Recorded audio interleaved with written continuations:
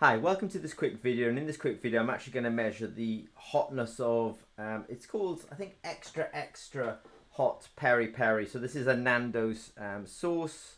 If you don't know it, Nando's is a sort of brand of restaurants, at least it's in the UK, and they do essentially peri-peri chicken, and this is one of their hot sauces, the extra hot peri-peri sauce.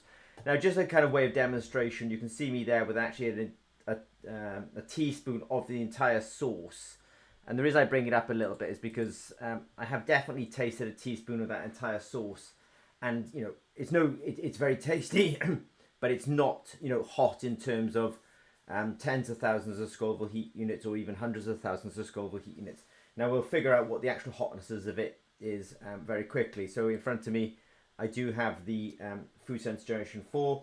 I'll put a chili sensor on there in a minute and measure the capsaicin in that sample. But I just want to say that I did take a little spoonful of it, and it's not hot in terms of the kind of artisan hotness that some products are at. So that said, let me go back to the actual slides and just say what I've done is I've measured out 0.1 grams and I've diluted it in 0.9 milliliters of the buffer. I'm just going to reach back and grab the buffer. Yeah, so with the food sense generation 4 comes the buffer. So we've done 0.9 milliliters of that with 0.1 grams of the extra hot peri-peri sauce from Nando's. Let me actually give you a quick demonstration now. So I'll just go to here and say, okay, so this is the original sauce. I've got a sample here. This is us diluting it essentially 1 in 10. You can see all the bits in here.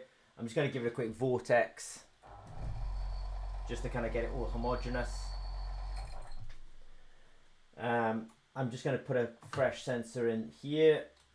Grab a sensor, which I'm doing. Click that in. I'll grab the sample here. This is 50 microliters.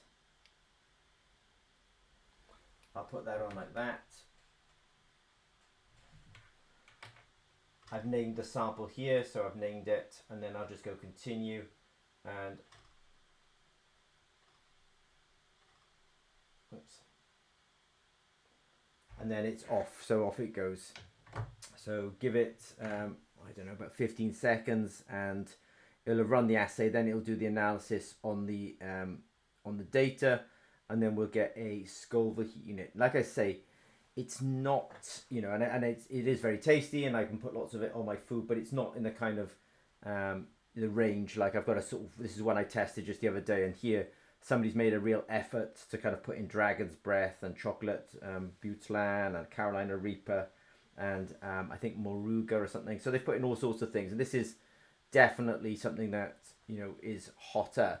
But when you get these kind of commercial sauces, and I don't mean and I'm not being super negative on it, but when you get these kind of commercial sauces, they won't make them, let's say, as hot. So it's come back at 6,430 Scoville heat units, which I can also hold up to here as well. And then what I'll do is I'm just going to show you the kind of transparency in this particular system. So if I just go to my screen here, I do a refresh here. It says the data is uploaded, so I can come into here, and then I can get a quick view on. I can see peak 1, peak 2, and peak 3. So this is the fingerprint of capsaicin. So you can genuinely see the actual molecule in that sample, and then we can see the result as well saved in the cloud. So I think that's just a quick demonstration to kind of say, and it's definitely not, I'm not insulting their hotness. I'm just saying, it's very tasty. But, if you can put a teaspoon in, you're not going to get into the tens of thousands. And we saw there it was about 6,000 Scoville heat units. You can see the sample here. If you do have any questions regarding food sense generation 4 and its ability to do rapid testing of chili sauces, etc., please don't hesitate to reach out to us. Okay, thanks very much.